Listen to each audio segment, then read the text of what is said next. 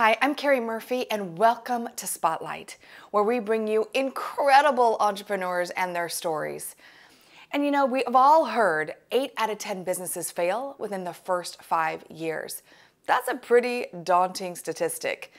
And if you're one of those people, it's even more daunting. How do you move past that? How do you get over that fear of failure and insignificance, quite honestly? Well, today we are with Lucy Hutchings Hunt, who has been there, done that. She's also the CEO of Systemized and the co-founder of the Goddess Formula. And I'm so excited for her to share her incredible story with you today. Hey Lucy, thanks so much for joining us today. I love your story. I also love your accent, so I'm excited to hear more of that today. But tell us a little bit about your journey. You've been a business owner for a long time, but you also, like so many people out there, had a failure at one point. Tell us a little bit about that. So in my 20s, maybe I shouldn't tell you exactly how old I am now, but let's say it was at least 15 years ago, launched my first business, and it was an online business, and I was doing that in a marketplace that was very, very new to me. In fact, it was new to everyone because, let's face it, 2005 is...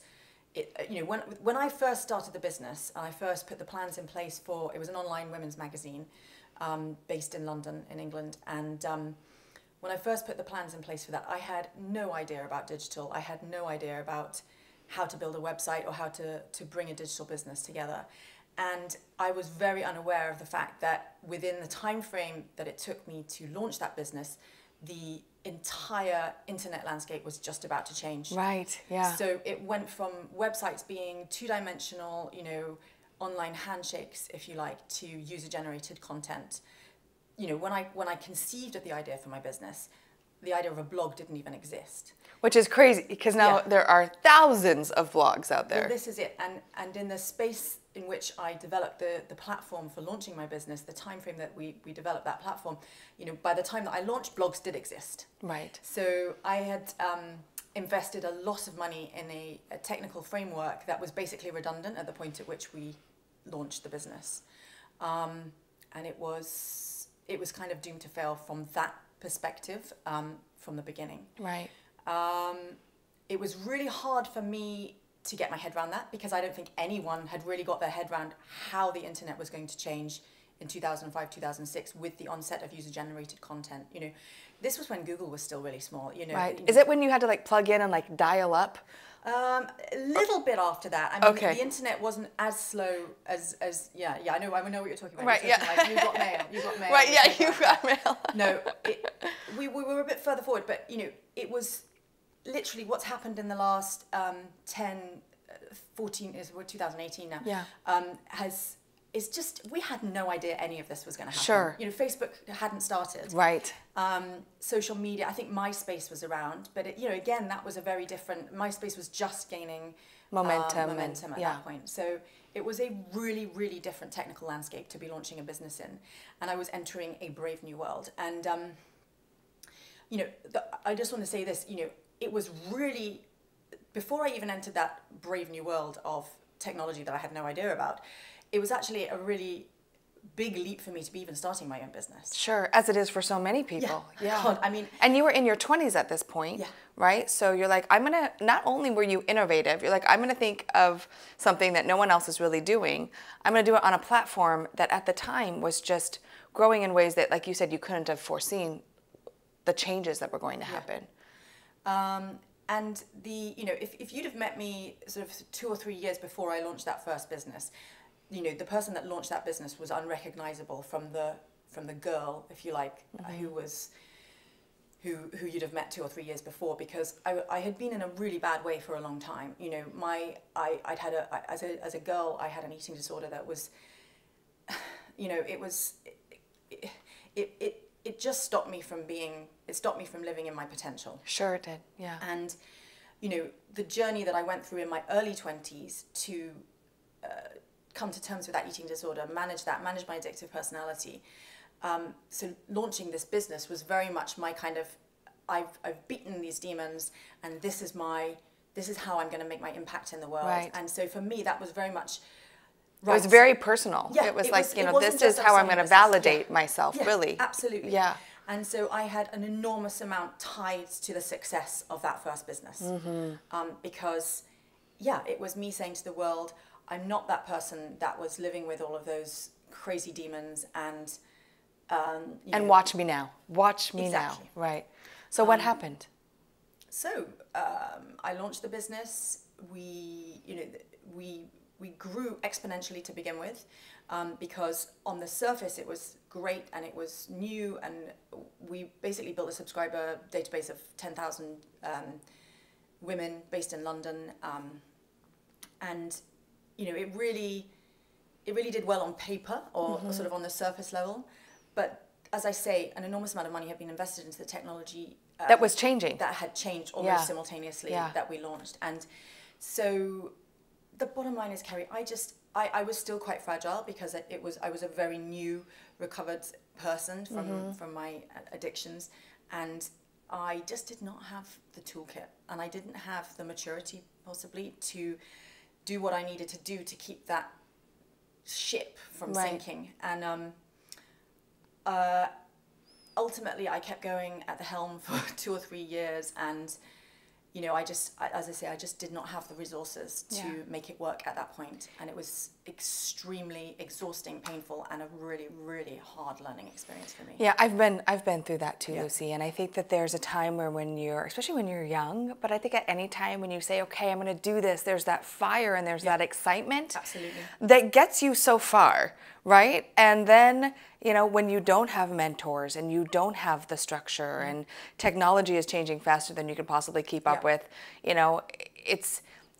it gets hard, and like me, I also lost a business, and it's gutting. Like it's you feel like you lose a part of yourself. Right? Because we wrap so much of who we are into our businesses. And so you've obviously come out on the other side. You have an incredible company now, and you're a co-founder of the Goddess Formula, which I can't wait to share with you. But how did you move forward from that, Lucy? Because I'm sure there were people, family, friends that were like, honey, like, why don't you go get a real job? You've just lost that business. You've lost, a lot of money. Like, just go back and do something easy. Yeah. So that's exactly what I did do for a period of time. Okay. That is exactly what I did do. And not to say that real jobs are easy. No, that is true. No disrespect. Yes. And that's just what the universe had in store for me, because I needed to learn more lessons. Yeah. And I needed to have more exposure to the corporate world. And I needed to build on the fire and the energy that I had, but that would only get me so far. Right. And so I, through my network of amazing women that I had built up with my online women's magazine in London, I was introduced to a fabulous man who was the CEO of a large global reinsurance company, and I went to work as his executive assistant. Now, it was a great job because what that did, I'm very, I have lots of different interests, and working at that senior level, at that really high level CEO level in a global corporate, I was on my toes the whole time, and I was also following the trajectory of his career. So, even though I wasn't actually doing the job of being a CEO of a global corporate, I was very close to the coalface. Right, and you could see what decisions he was making and how he was making them. And I learned so much from him. Sure. So he was kind of like a mentor. Yeah. Whether he knew it or not, Whether right? he knew it or not. Yeah. At least you were getting paid for that. I'm really good friends with him, so thank you. Won't mind me saying that, but yeah, I learned a lot about how he was running the company, how he was interacting with those C-suite level people, and also just, I observed from afar, because although I do talk a lot, I do listen as well, and I watch. I love people watching. And that was just a really important experience for me to just knuckle down and be in a corporate for 3 years and really kind of get my confidence back, my bank balance back up to a really healthy place. Right. Because at this point, definitely my bank balance equated with my self-worth. So when I lost all of that money, and I invested a lot of money, of personal money, and I also had investors who'd invested in the company, and their money had gone down with the failure of my tech platform. And so to see my bank balance going up again was really rewarding. And, Sure. and just Your a confidence reassurance. kind of started Yeah. going back up again too. So you've dealt with some, you know, like you said, some demons, like your eating disorder, depression. You know, after going through something like that, Lucy, and again, I know that you're not alone in going through those things.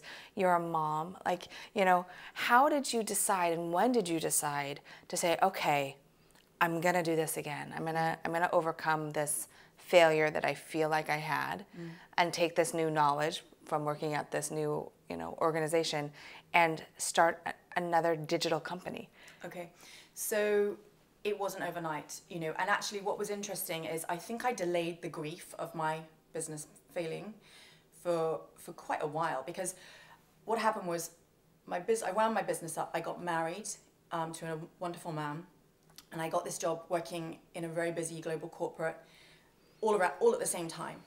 So it was a great distraction. Yeah, so I was completely distracted from the reality of the failure of that business, if you like. I just filled in all the gaps. I was just blocking out the noise. Right. And it wasn't until sort of a couple of years after I'd got married and things had settled down, and that I actually just kind of really came face to face with the grief of having lost that business, because I was too busy before, you know, dealing with other stuff and batting it away, quite frankly. Sure. So I hadn't processed it at all. So when I took time out after a couple of years to have my first baby, and I was on maternity leave, and, you know, I'd made that sort of conscious decision that I wanted to leave corporate life and be, or at least I thought I wanted to be at that time, a stay-at-home mum. It was then that I had more time on my hands to sort of actually process what had happened. Now, simultaneous to making that decision to be a stay-at-home mum, my bank balance started to dwindle. Right, exactly, yes. That does seem to happen when we stop working, the money stops coming in. And you know, so my demons were coming back up, and the failure, you know, and it was like it all sort of, and also, you know, your hormones are all over the place after you've had a baby. Yes. You know, everybody knows that. Yeah. So I sort of hit a bit of a low, if I'm honest. You know, it was like, right, I have no money. I'm a failed business person. You know, as much as I love that corporate role, I'm not sure that I want to go back into it now that I'm a mum. But I can't start another business because, you know, look what happened last time. What am I going to do? Oh, damn. I'm just going to have to sit here and, you know, just suck it up. And so what did you do? So what I did was in quick succession, had 2 more babies. She's like, I'll just have more babies, Yeah. right? But in all seriousness, yes, I did. I just thought, you know, just whack them out. Right. Bear in mind, I'm the eldest of 5. And right. So, you know, procreation is kind of a big thing in our family. Yeah.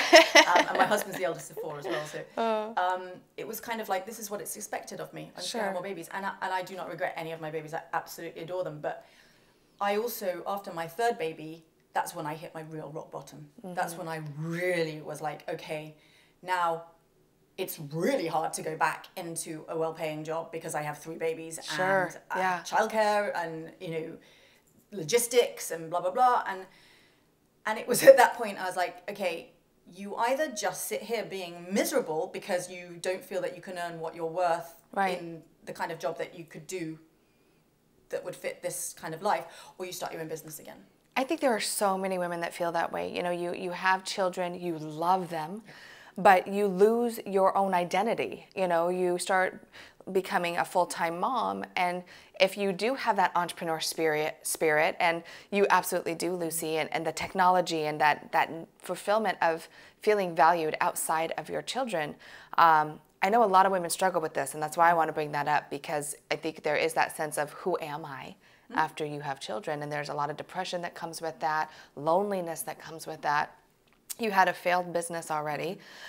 So what was that pivot point for you? When did you say, okay, I'm going to stop feeling sorry for myself, I'm going to take radical action and start another digital company? And I love how you're so passionate about technology, because I feel like a lot of women are scared by technology and they don't feel like they can run a technology company, and you do. So let's go back to that. What was the pivot point for you when you said, okay, I'm doing it? And then let's talk about the technology piece a little bit. Yeah, so I did some consulting work. Just, you know, a friend of a friend said, look, would you like to come and just help us with our systems a bit? You know, we know you've worked in corporates. We know that you had your experience with your own startup. Would you like to come and see if you can see the wood for the trees in our small to medium-sized business, and help us kind of connect the dots? Mm-hmm. So I went into that company and I started on this trajectory of helping them with their systems. And what was interesting was, although I was working, it was all men, by the way. Right.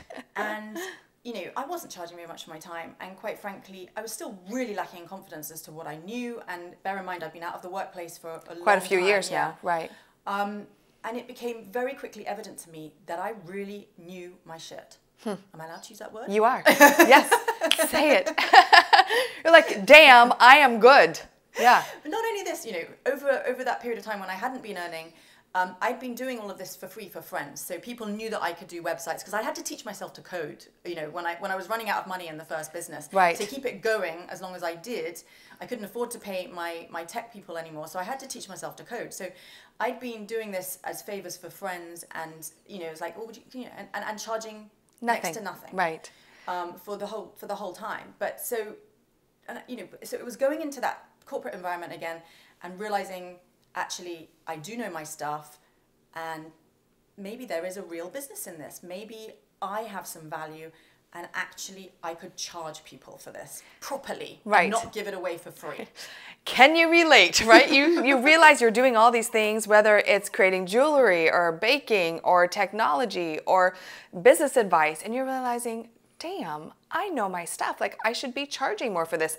And I have to say, working with literally thousands of entrepreneurs, Lucy, it's something that most women, we don't charge enough. We don't value ourselves. We say, you know what, I'll just do it for free, or I'll just charge you a little bit. So again, I'm so curious to know, when did you say, you know what, I'm going to start charging my worth, and I'm going to build this as a business? So it was really hard to do that. You know, people close to me, I won't name any names, but people who really had my best interests at heart were very afraid for me starting another business. Sure. And because you failed at the last one, I failed Lucy. at the last one, and I hit a rock bottom around it, you know. Yeah.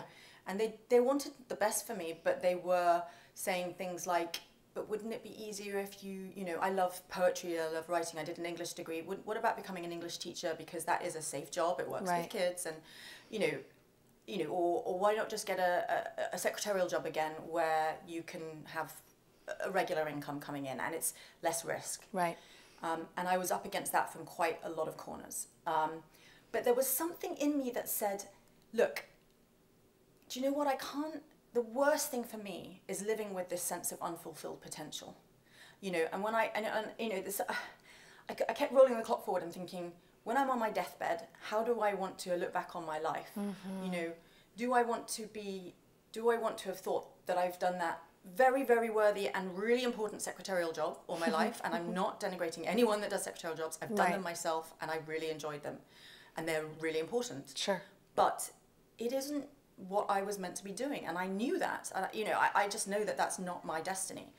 And I thought, it's now or never. I have to do this, because I'm going to go mad if I don't. Right. And I know, again, that there are women out there watching right now, and men too, who feel that way. Like, I'm going to go mad, I'm going to go crazy if I do not feel like I'm fulfilling my greatest and highest use on this planet. And that's why we're here. We talk about that all the time, right? Like, we all have these amazing gifts, and when you have that burning desire to do something, it's because you probably should, right? So let's fast forward a little bit, Lucy. So you have systemized, and you help people with their digital content, their websites.